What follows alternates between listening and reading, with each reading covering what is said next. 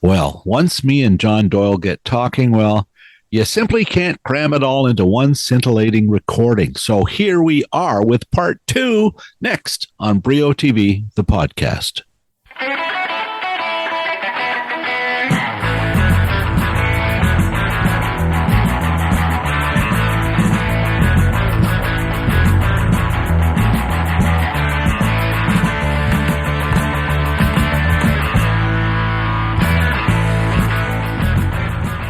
Well, hi there, and welcome to the podcast. I'm your host, Bill Brio. In part two of my conversation with my friend and retired Globe and Mail TV columnist, John Doyle, we leave the world of soccer and go back to what we've always done, solving all the problems of television. Is late-night TV doomed now that Stephen Colbert has been forced off CBS? Is the Tom Green Farm or Zach Galifianakis' new gardening series, are they the affordable new talk show models of the future? And what of this worldwide Canadian hit, Heated Rivalry? Doyle weighs in and urges me to give it a reheated review. We also talk about funding and the challenges of imposing Canadian rules on a borderless business. A case is made that viewers still really do need critics to help them find shows such as Legends, Slow Horses, and the third and final season of The Comeback, which John says is must-see. Doyle currently is giving his take on the World Cup for the Toronto Star. So he does leave us with one soccer nugget, a brief history of FIFA, for those of us wondering how this group got to be this big bossy pants bureaucracy, or even bureaucracy. We start part two now with that illuminating history lesson. I get so mad at FIFA because they think it's this sort of Darth Vader thing of international sports that, is corrupt and it ruins things for people. It's the history of it is fairly straightforward. Nobody ever pays attention to this. FIFA came out of the 1920s. At the same time as the International Olympic Committee was formed, and at the same time as the origins of Formula One racing were created.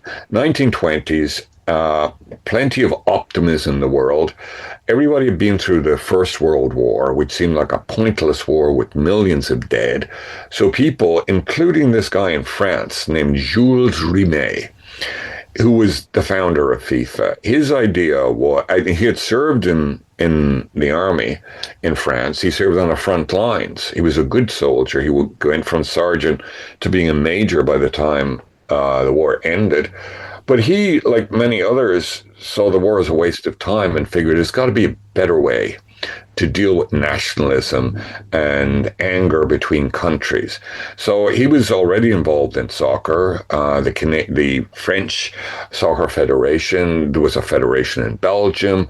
Professional soccer was being played in other countries, and he was trying to bring these federations together with the idea of having a World Cup that would be the antithesis of a world war. It would be peace through sport. It would serve to let out all those nationalist aggressions, let that happen through sport. He had a kind of contempt for the International Olympic Committee because he thought their insistence that the athletes be amateurs, he thought that was elitist. That if you are required to be an amateur, that means you're rich. Only the rich can train and prepare and go compete at an Olympics. He was not about that. He was about ordinary men and women playing soccer. So that's what it was all about. In the 1920s, it was coming together, bringing the soccer federations together. His idea was World Cup, an international tournament where countries compete, professional players represent their country. This will be an international celebration of brotherhood through the game of soccer, which is played all over the place. And they were trying to fund a World Cup, and they did have some money. They had about the equivalent of, $100,000. But they didn't have an accountant.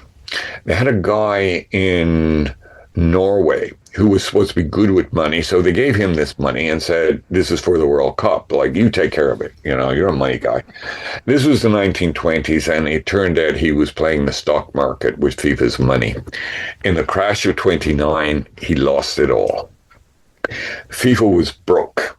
They still wanted to have a World Cup, and they decided, how do we pay for it?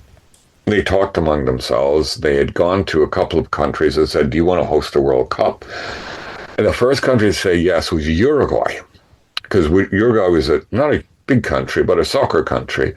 And it was going through a good period at the time, and the country was coming up to celebrating the 100th anniversary of the founding country. And so Uruguay put up its hand and said, yes, we'll host it. And FIFA said, well, then you have to pay for it.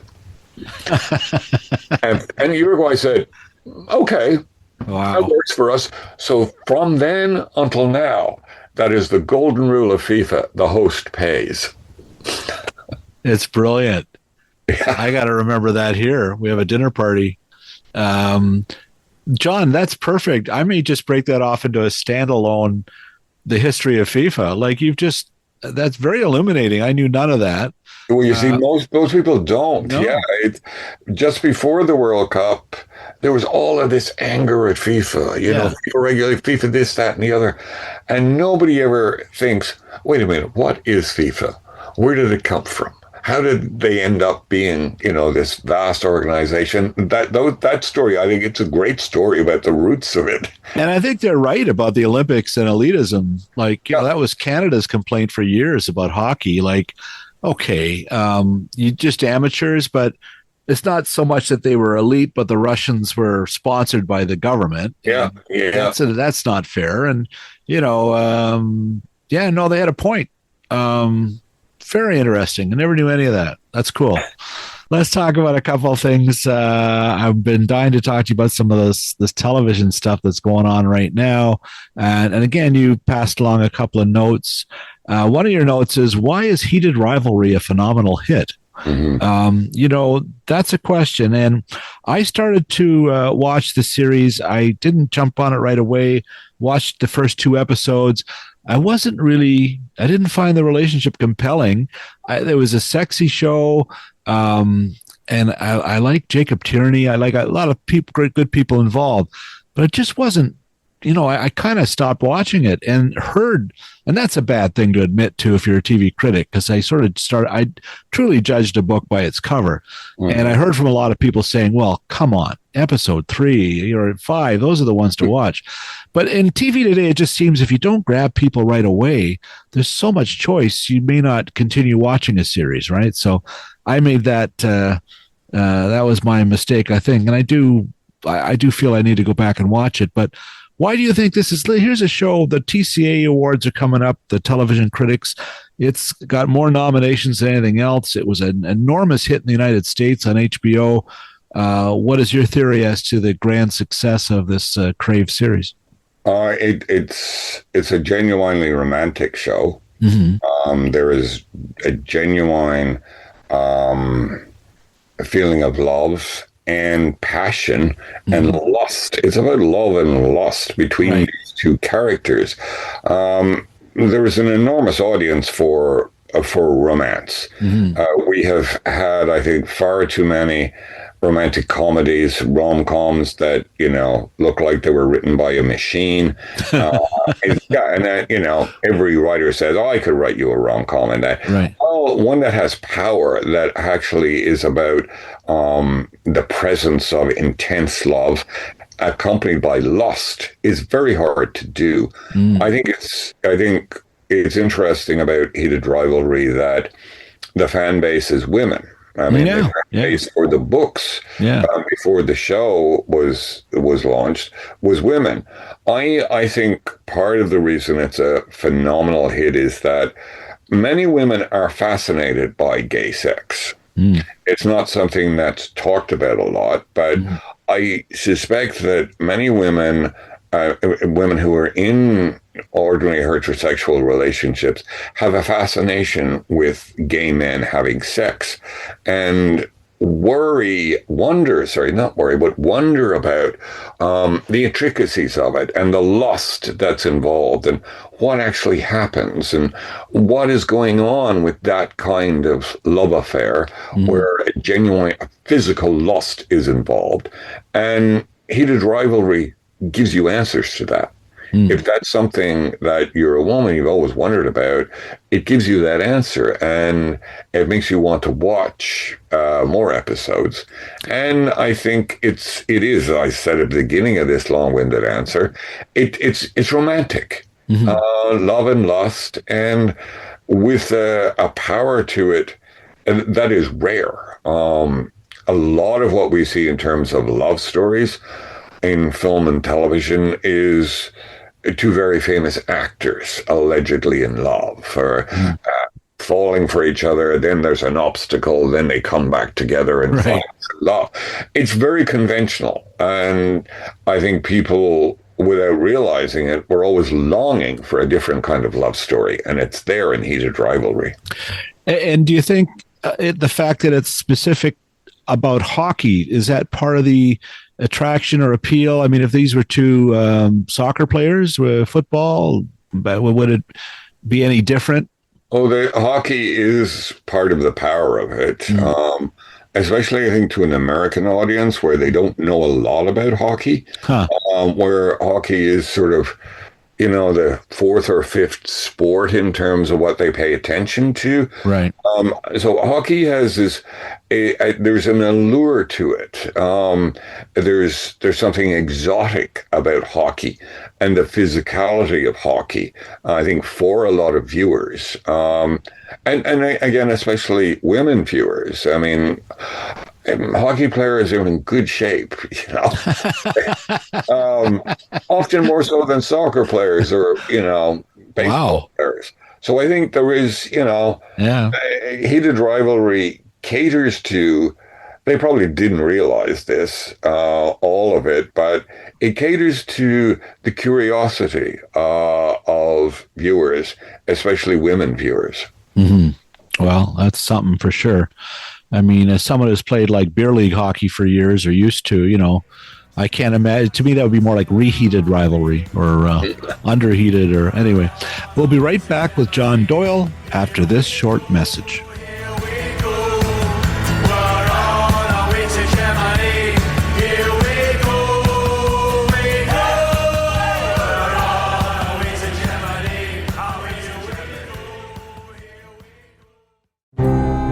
Well, time once again to check in with Emily Gagne at Holly. Oh, wait, Emily's on summer vacation.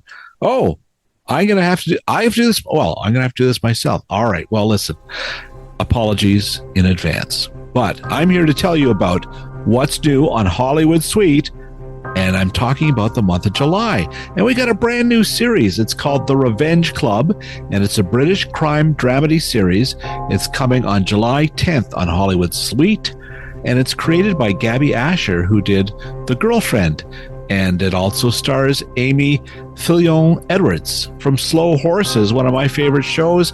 Many other great stars, Martin Compson and Douglas Henshaw from Shetland, and Sharon Rooney from Barbie. So what's it about? Okay, I'm glad you asked. 6 divorce support group members shift from seeking healing to plotting revenge. Their shared pain creates an unexpected alliance, turning therapeutic meetings into something more sinister. It's called The Revenge Club. It's a British crime dramedy, and it's on this month on Hollywood Suite. Thanks, Bill.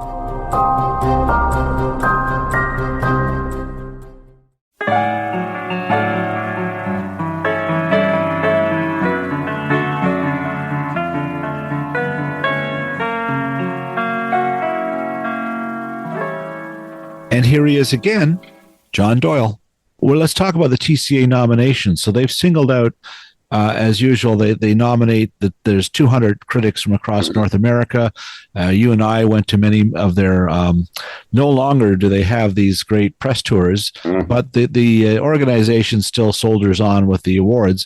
So they've got Heated Rivalry with about 5 nominations. Both the main leads are nominated as well, but it's in the mix against other shows for Program of the Year. I sent you that list. I don't know if you had a chance to look it over. Oh yeah. But was there? And last year the winner was The Pit on HBO Max. You've got comedies like Hacks in there, Shrinking, and then a hot new show, Widow's Bay, Pluribus, and then the Late Show with Stephen Colbert. A lot of this isn't necessarily the best show of the year. It's often, there's be a social context for it being the program of the year. But do you see one there that jumps out to you as the favorite? I honestly, I think Heated Rivalry is head and shoulders above the rest for its sheer novelty and originality. Some of the others on the list, Industry is a show I never liked. I found it lame to begin with. I believe it has improved, but I think improving and declining has to be taken into account with the list of best shows of the year. Hacks is a show that I think declined after the second season. I think 2 seasons, excellent. The rest of it, you could tell the 2 leads were not as invested. Yep. Some of the scripts were 100%. Were just, ordinary. You kept watching for Hoffman and the third and fourth and fifth characters on the show, if you kept watching it, right? Yeah. Well, I think that is a case of underlining the need for more critics writing about television, because there is this assumption that an award-winning show like Hacks, when it comes back for its 3rd or 4th season, it's automatically mentioned as a great show.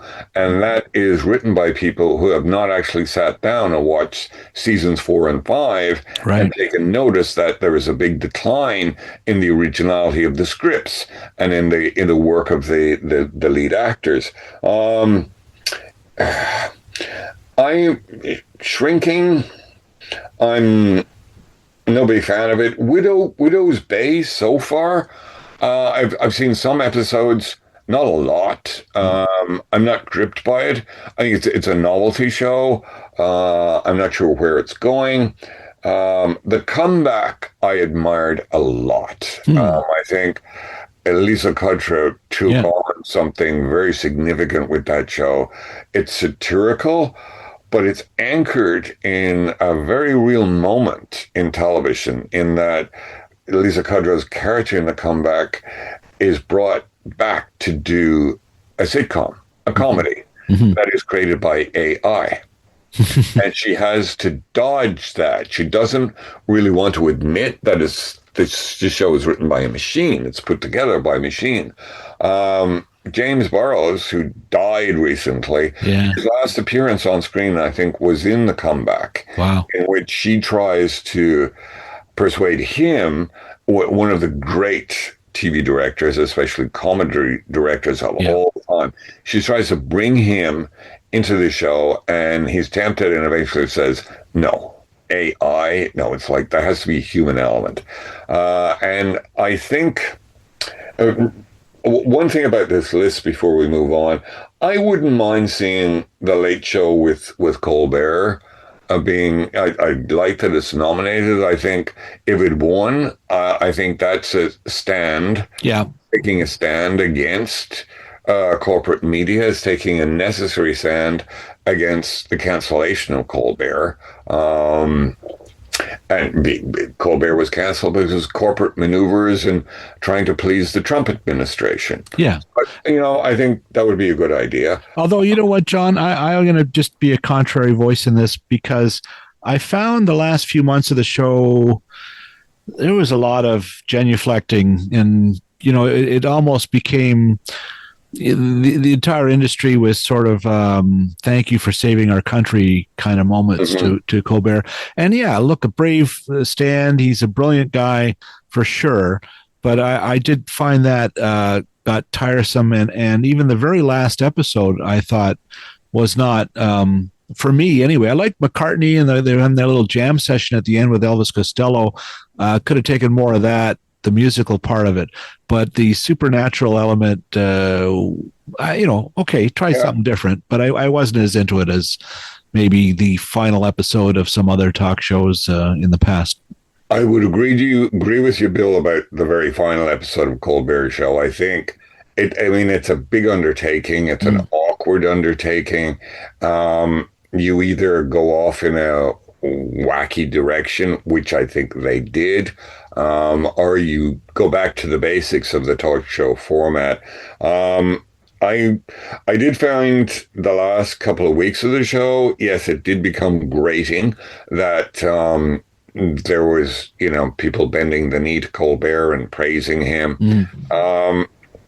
At the same time, I think Colbert, the ending of Colbert's show was a kind of vessel for anger at the Trump administration and at these big corporate media titans who mess around with all of us, who mess around not just with Colbert, but in killing the show and killing off Colbert. That was kind of like a metaphor for billionaire tech, billionaires, creeps messing with our lives as they do all the time. Yeah. No, and it's going to get worse. You got Paramount and Warner's teaming up. What a crazy, that kind of a corporate merger would never have been allowed. And it just it's not even a second thought. And it's going to, again, put everything in the hands of four billionaires. You've got Fox buying, the delivery system for their latest venture, and the money is staggering. So it makes you wonder, how is Canada going to navigate through this here? It's great. Crave has been a pretty robust service, but really it stands alone with Bell Media's backing as a streaming service. They're up against some big companies, and Crave's going to lose the HBO shows that they've had, I'm sure, once those deals end. You wonder how even as robust a private network as CTV and can weather this for a decade or two, right? I don't know if they can weather all of this for a decade or two. I think there will be a massive shrinkage. I think it does happen in Canadian television, even at the corporate level, that there's a certain amount of naivety because commercial Canadian television has been an easy ride for quite a long time. You buy American shows, you sell Canadian ads, you take the money to the bank. Yeah. And that, that is the bedrock of Canadian television. It is. But, it's in a vastly different American corporate world. I think the challenges will be enormous. If you look at what happened with Chorus some years ago, when it was relying heavily on its do-over shows, those reality shows, selling your house, doing up your apartment, buying a car, all of those reality shows that were all American shows. Some would have been made in Canada, but they're essentially American productions. Chorus was relying on those, a whole batch of those shows, to bring in ad dollars. And then somebody at Warner's or one of the giant Warner's Discovery, it just said, no, we're not doing this anymore. Yeah. And 6 months later, Chorus was in trouble, serious trouble. Well, they've been in serious trouble ever since Shaw, and there's with corporate mergers there. Their debt load, they put themselves in a big hole as well. Yeah. That is really unfortunate. And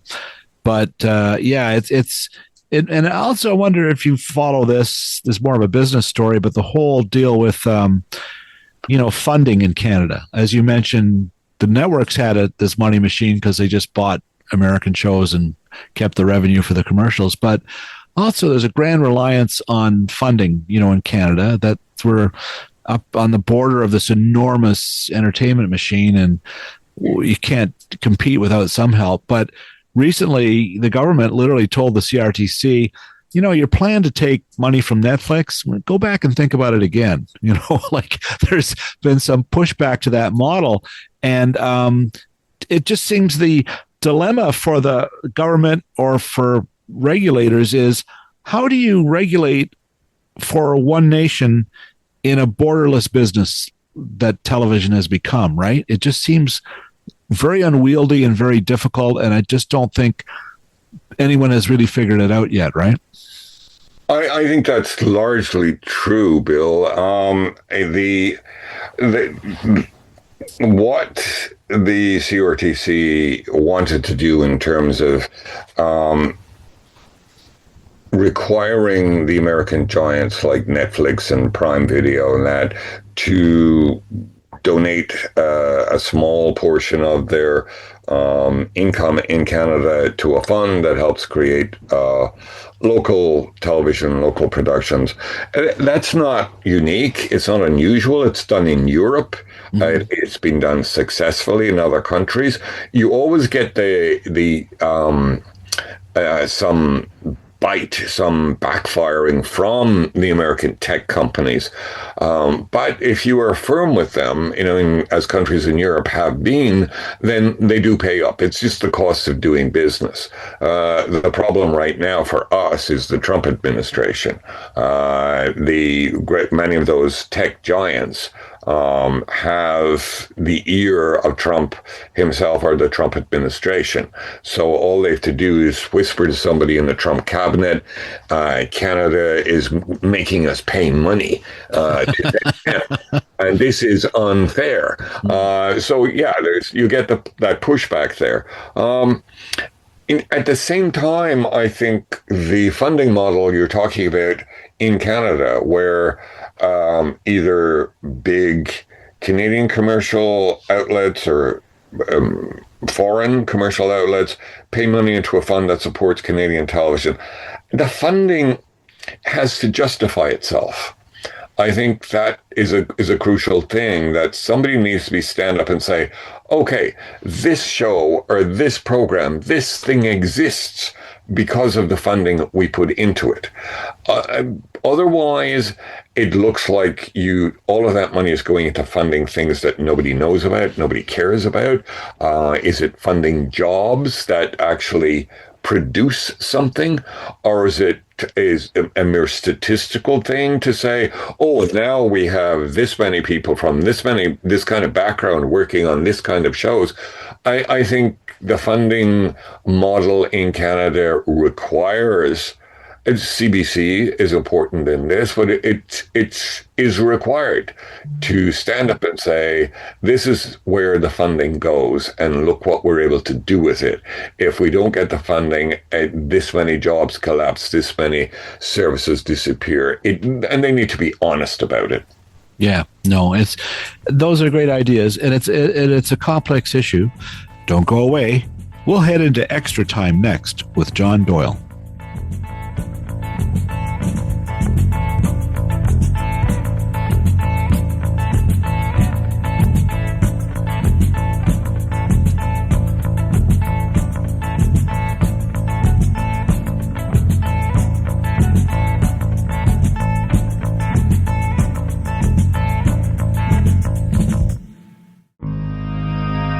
What's new this summer on Paramount Plus Canada? Well, get set to be all shook up by epic Elvis Presley in concert, which will make its streaming debut July 24th exclusively on Paramount Plus in Canada. The film is already running on Paramount Plus in the U.S. From director Baz Luhrmann, this film invites audiences to experience Elvis Presley like never before, featuring long-lost footage from his legendary Las Vegas residency in the 1970s, alongside rare 16mm footage from Elvis on tour and treasured 8mm film from the Graceland archive. This footage was restored by Peter Jackson, who worked miracles bringing the Beatles' Let It Be footage back to life for Get Back. Epic has also garnered widespread critical acclaim, with Vogue calling it, quote, a burst of concert film adrenaline, and Time praising its profoundly intimate approach. Check it out this summer exclusively on Paramount Plus.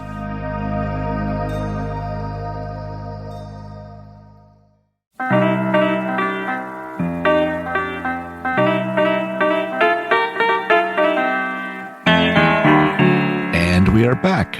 You've been very generous with your time, John. I just want to get at one or two other things here. One of the ones being late night television. Yes. Do you think Zach Galifianakis' gardening show or the Hot Wings show or Tom Green's farm, is this what we're going to be down to for late night TV pretty soon? Just having guests on in series that don't involve a magnificent Broadway theater or a band or a lot of budgetary needs. It's possible that we have come reduced to this. I mean, I think Zach's the gardening show is very sweet. Yeah. It's good entertainment, nicely done, useful. I'm not that familiar with Tom Green's show, but on the matter of late night television, I would hope that the traditional model of late night TV in the United States is not over and done with. It's one of the unique things about the American popular culture is the format of the late night show came out of the U.S. and has never really been replicated in another country. There are talk shows in other countries, but somehow it's never quite worked the way it works powerfully in the United States. That model of the host, the desk, the guests, the band, the monologue, all of that, it has worked well for years. There's no reason why it can't keep working. I was skeptical about some of the news stories focusing on Colbert and the cost of Colbert.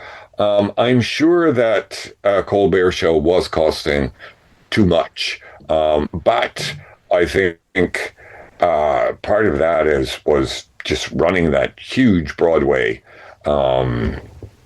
theater as a TV center, and it's possible to cut costs on late night TV. Yeah, Seth Meyers' show, which is very strong right now, used to have a band, and it didn't have a band. Right. Kimmel's show, Kimmel has essentially sponsored segments in there. Him and Guillermo, where there's something about some brand of tequila or something, and that all adds to the revenue of the show, and it keeps the costs down. And you would hope that some of these shows are breaking even, and money can be made from hiving off segments of these shows online. I mean, people make fortunes on YouTube and TikTok, as influencers. There's no reason why, with some concentration, the producers of Myers or Kimmel's show can't do the same. I also think that, I had a thought last year. I think it was probably March of last year. Trump was back. The Trump administration version 2 was underway. I was watching Kimmel and Seth Meyers, not a lot of Colbert at the time. I was watching Kimmel especially, and it occurred to me he was being hard on Trump and the Trump administration. And it was a time when the Trump administration was starting to take a retribution against people who had done something against Trump. And it occurred to me, in 6 months or a year's time, Jimmy Kimmel could be doing this show from Muskoka, because the show was banned in the U.S. I'd watch that.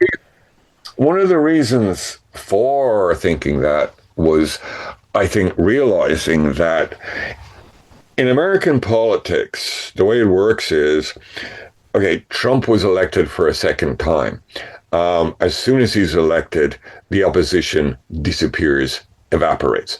Kamala Harris and the leaders of the Democratic Party were nowhere to be seen.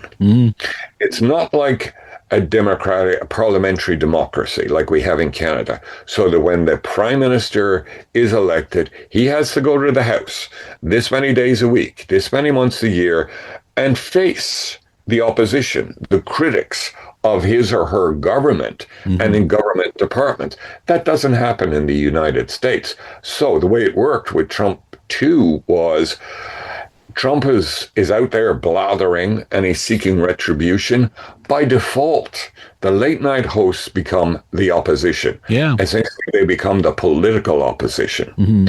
And that is one of the reasons why Brendan Carr and other of Trump's flunkies go after late night, is because they are essentially the political opposition. Yeah, and I think, Kimmel didn't get into this so he could mock the president of the United States. He used to do shows with women on trampolines and guys who could gulp a pint of beer. He wanted to tell jokes, all of these guys. So, but you're right, he kind of forced his hand. And you always hear people saying, well, Johnny Carson would never, he never knew what party he supported. Well, first of all, he made jokes about Nixon, but I think if Carson were now doing a Tonight Show, he would have to, like the Colbert and Kimmel, be much more direct in his attacks, just because it's never been this outrageous. There's no comparison to what is going on now, right? Well, there is an audience for the opposition. Yeah. Just because Trump was elected the second time doesn't mean that everybody who didn't vote for him has disappeared or evaporated. They want to hear their thoughts, their feelings articulated on television. And that's what Colbert, Myers, and Kimmel are doing, because they're filling a need. And they're not, people aren't getting it from their news, television news, right? I mean, it kind of, I don't know when the memo came down where all the anchors were told, just be very neutral. It does. It's flabbergasting, really. I don't know how they hold a straight face. That's, you're supposed to be not play for one team to the other, but come on, They have been intimidated, though. I mean, they're the anchors and their bosses are afraid of is a $10 billion lawsuit from Trump or somebody in his cabinet. Now, it might turn out to be, in law, a trivial lawsuit, but it's $10 billion, and it's still going to cost you money to fight it in court, to defend yourself against it. Yeah, no, absolutely. There's no getting around that. All right, John, I don't know. We didn't mention Pluribus, which was one of the other shows nominated. Did you happen to see that? I did. I liked it a lot. Yeah. That was one I would be up there with Heated Rivalry, I think, for my vote. Heated Rivalry, though, much more of a game changer for sure. But I love the quiet stillness of that show by Gilligan. It just seemed, and her performance, Rhea Seehorn, was fantastic. I thought very different. A beautifully done show.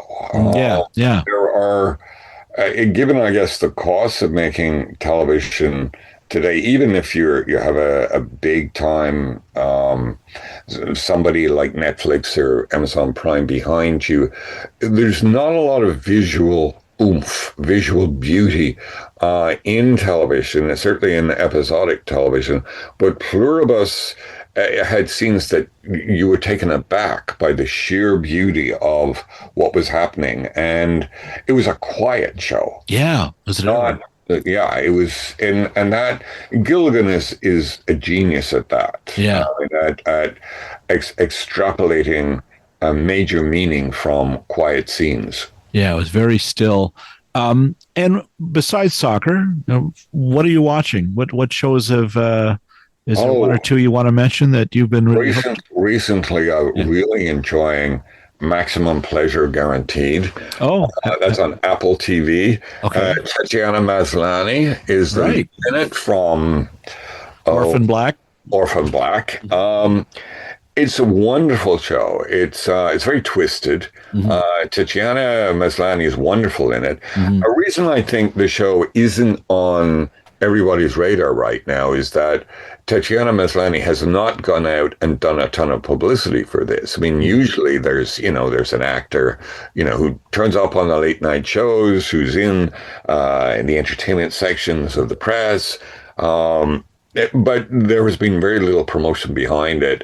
I'm sure Tatiana doesn't have to go out and do late night shows and put on a short dress and heels, She probably doesn't want to. but it's an original twisted thriller. Which I'm enjoying a lot. Legends, a show that on Netflix. We just watched it. Yeah, very good. But John, let me talk to you about this show. To me, it was very good, and the casting was very interesting.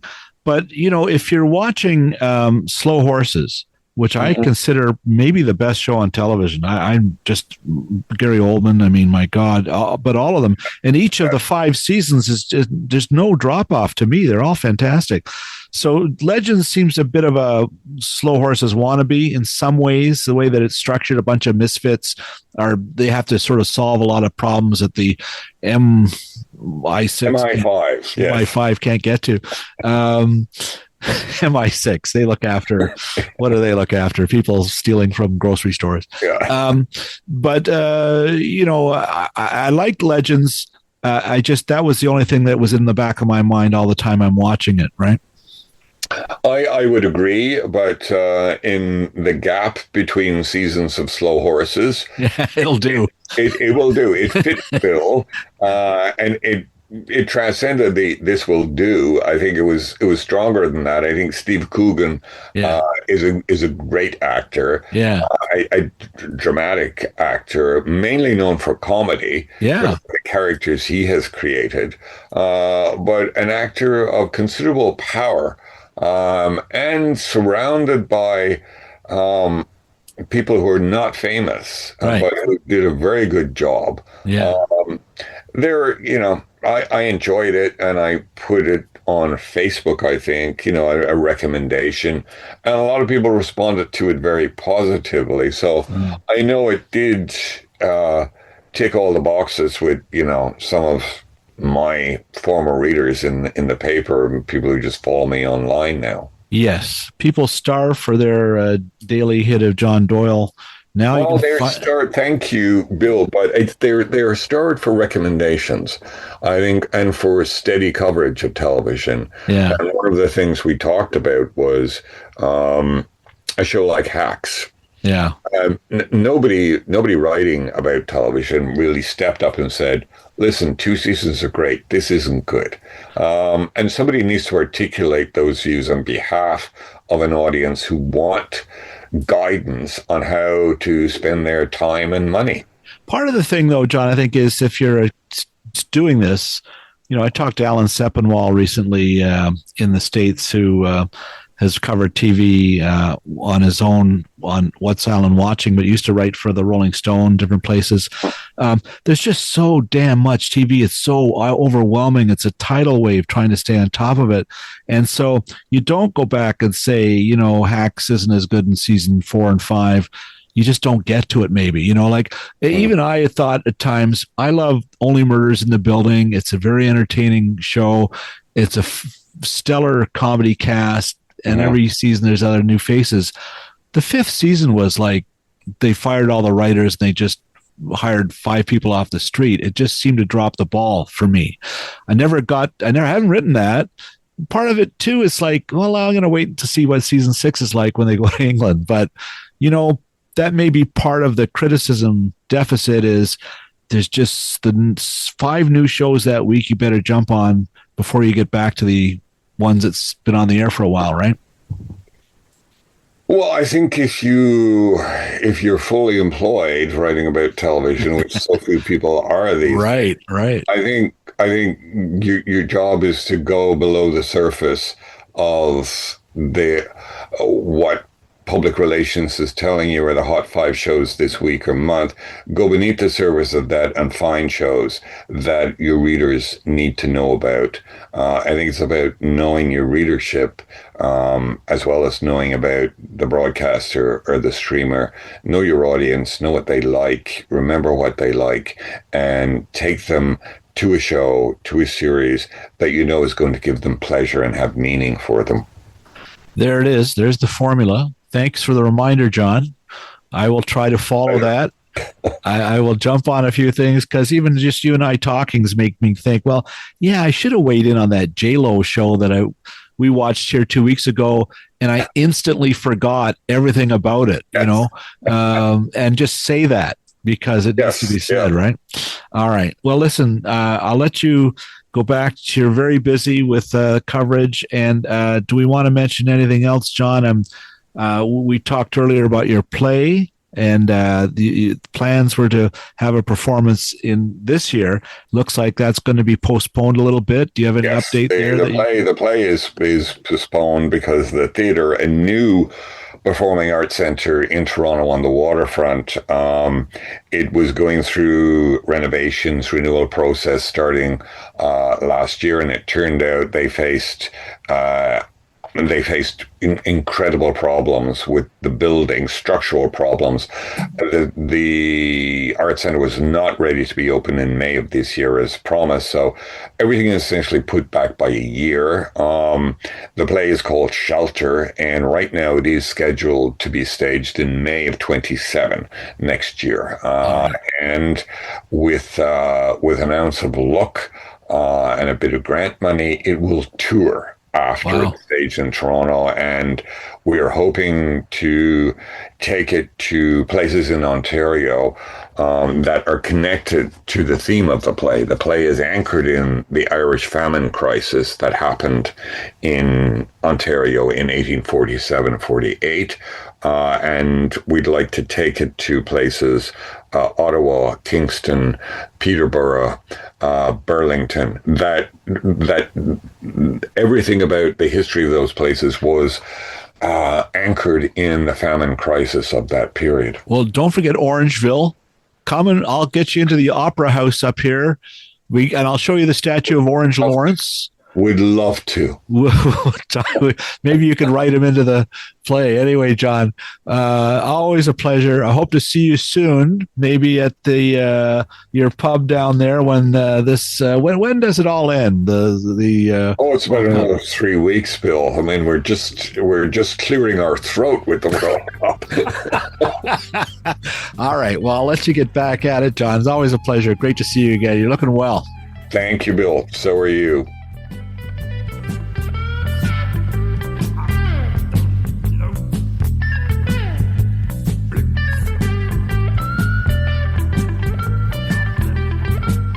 My thanks once again to John Doyle for finding time in a busy few weeks for a podcast.